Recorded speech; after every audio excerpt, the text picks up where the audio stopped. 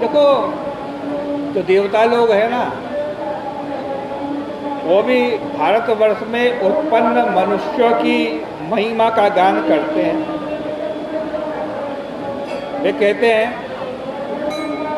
कि इन लोगों ने ऐसा क्या शुभ कर्म किया है, ऐसा कौन सा मंगल कर्म किया है जो इन पर भगवान प्रसन्न हुए और इनका जन्म भारतवर्ष में हुआ। भारतवर्ष में जन्म लेना भगवान की सेवा के लिए बहुत उपयोगी है। हमारी यही स्पृहा है कि यह परम सौभाग्य हमें प्राप्त हो। हमें कठोर यज्ञ, तप, व्रत और दानादि के द्वारा जो स्वर्ग प्राप्ति हुई है उससे क्या लाभ है?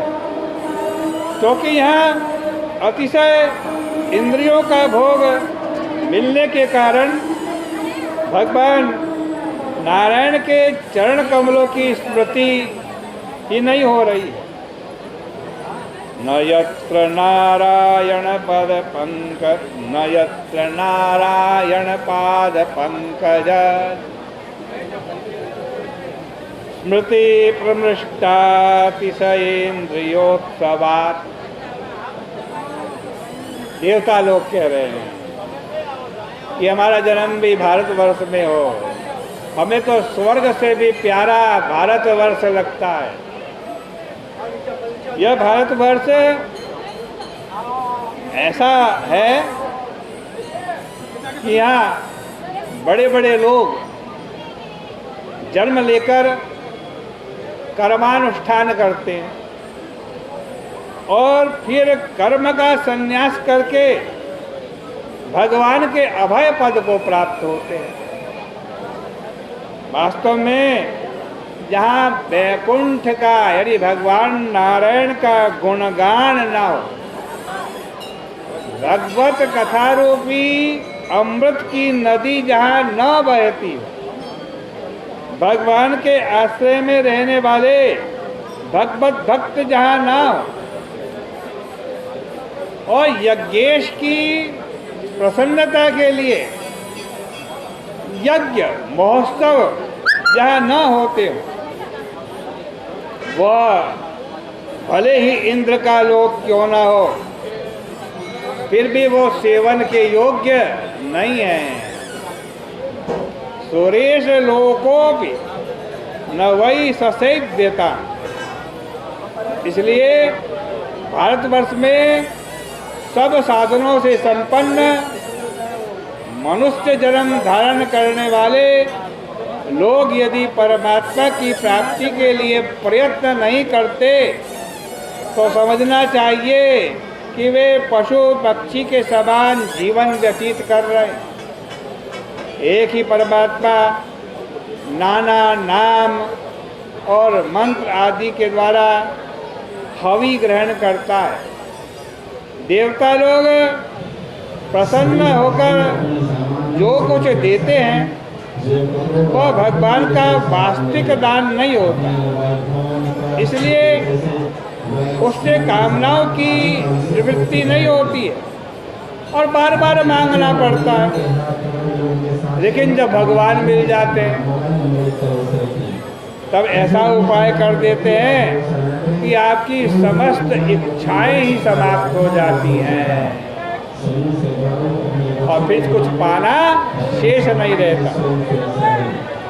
इसको ऐसे समझो जैसे लोग चावल गेहूं आदि रखने के लिए अपने अपने घर में स्थान बनाते हैं, यहाँ चावल रखेंगे, यहाँ गेहूं रखेंगे।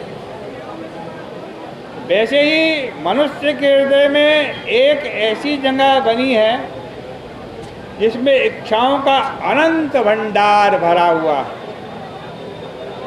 उस भंडार में से समय समय पर इच्छाएं निकलती रहती हैं। जब भगवान देखते हैं कि हमारा भक्त अब अपनी इच्छाओं की पूर्ति नहीं चाहता, तब वे अपने चरणारविंद को आज विधान अर्थात वहाँ पर ढक्कन की तरह रख देते हैं। इच्छा विधानम निज पाद पल्लवम, भगवान अपना चरणारविंद इसलिए रख देते हैं कि भक्त के हृदय के भीतर से कोई इच्छा निकले ही ना।